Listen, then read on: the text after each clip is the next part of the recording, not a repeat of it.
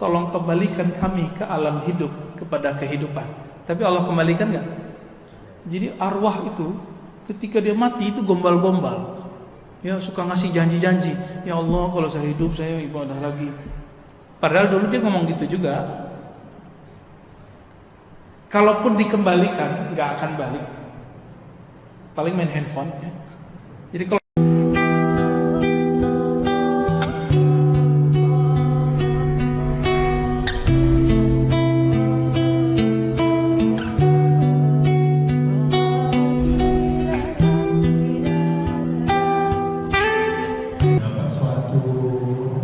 amalan. Iya, iya. Jadi ada temannya Bapak ketemu Nabi Khidir, terus dikasih zikir. Iya. Tahu dari mana dia itu Nabi Khidir? Itu dulu Pak. Ini bisa iya, bisa enggak? Ya. Ya. Saya bertanya kepada ahli Khidriyah, ahli tarekat Nabi Khidir itu. Jadi tarekatnya ada Pak. Kalau kita mengalami kejadian ini, tahu dari mana kalau ini beneran Nabi Khidir atau itu setan? Kata beliau, istafti qalbak, tanya hatimu, sirmu. Sir di dalam jiwamu itu tahu bahwa ini setan atau bukan setan. Maka Nabi Muhammad mengatakan, "Man ra'ani fil manam faqad ra'ani, fa inna syaitan la yatamatsalu bi." Siapa yang mimpi ketemu aku, itu sirnya yang mimpi, Pak. Begitulah ketemu semua para nabi. Jadi tidak hanya Nabi Muhammad sebenarnya, tapi semua para nabi tidak bisa diserupai oleh setan. Tapi ulama kita ikhtilaf beda pendapat. Apakah setan bisa menyerupai wali?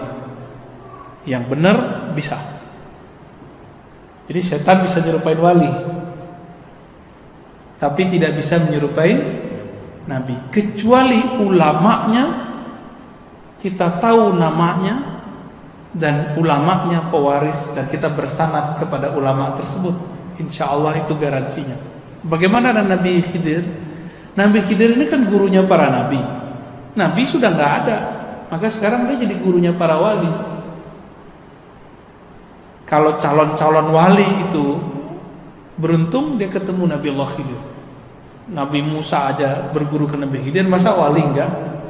Oh enggak ada Ustaz, semua orang terdahulu udah mati. Ya itu pemahaman ente, kan ayatnya enggak ngomong tentang Nabi Khidir mati. Ya. Kalau begitu setan seharusnya udah mati dong, iblis udah mati dong, jin udah mati. Enggak. Jin itu kalau enggak dia berperang sesama mereka atau terbunuh karena berperang dengan manusia, dia enggak mati-mati Pak, jin. Lebih mulia Nabi Khidir apa Nabi jin? Ya, Nabi Khidir itu kan tinggalnya di laut. Kita nggak tahu di mana lautnya. Dan sangat mungkin ada seseorang bertemu Nabi Allah Khidir lalu dikasih ijazah. Apa status ijazahnya? Ijazah zikirnya ini berlaku untuk dirinya sendiri. Ya, boleh nggak diamalkan? Boleh, karena dia setaraf dengan ilham. Ilham, mimpi, ketemu Nabi, ini berlaku untuk diri sendiri. Ya. Boleh nggak diamalkan orang? Nah, proses pengajaran ke orang nanti ada proses panjang, ada proses tasihnya. Nah, nanti dalam waktu kita bahas. Ini nggak ada tema bahas Khidir kan? Oh berarti nanti kalau umur kita panjang nggak ada halangan kita bahas. Pembahasan khusus Pak. Saya bedah kitab kecil, kita buat daurah nanti. Kajian tentang riwayat Nabi Khidir, karya Imam Ibnu Hajar insya Allah. Baik. Ya. Ya. Pak Imam nanya Pak Imam. Oh Pak Imam nih, spesial nih.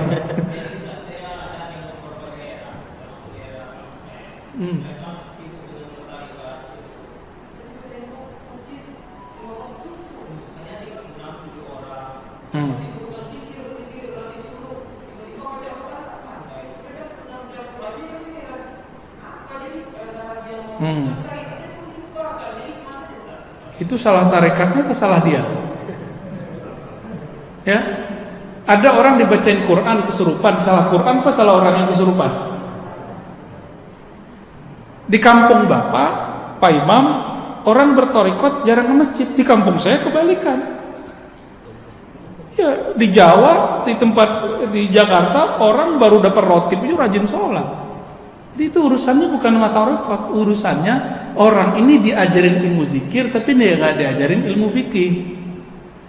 Maka PR kita Pak Imam ngajarin jamaah. Jadi Pak Imam harus pulang kampung sekali sebulan ngajarin jamaah. Jadi harus belajar zikir juga biar dia percaya bahwa Pak Imam ini bukan jamaah yang nyusup, bukan ustadz yang anti dengan mereka. Ini survei, saya kan dari kecil sudah hidup dengan mereka, kemudian baru ikut macam-macam aliran. Dan emang krisis fikih sejak kapan? Semenjak terjadi Gestapo itu dulu. Jadi ketika dulu masa PKI itu Pak, kan nggak boleh orang ngumpul-ngumpul. Di masa Soeharto juga nggak boleh orang ngumpul. Baru belakangan, akhirnya orang-orang ahli zikir yang dulu masjid musola surau itu adalah madrasah. Syekh mursyidnya jago baca kitab. Kalau nggak jago baca kitab, dia punya khalifah yang jago baca kitab. Bercerailah antara surau dengan madrasah. Maka sekarang coba lihat di negeri kita, mohon maaf ya, rata-rata Sumatera kecuali Aceh, itu masjid surau tarekat sudah pisah dengan pesantren. Bapak kalau ke Jawa enggak? Ke Jawa pesantren plus tempat suluk. Jadi ahli zikir ini enggak jauh-jauh dari ahli kitab. Enggak jauh-jauh.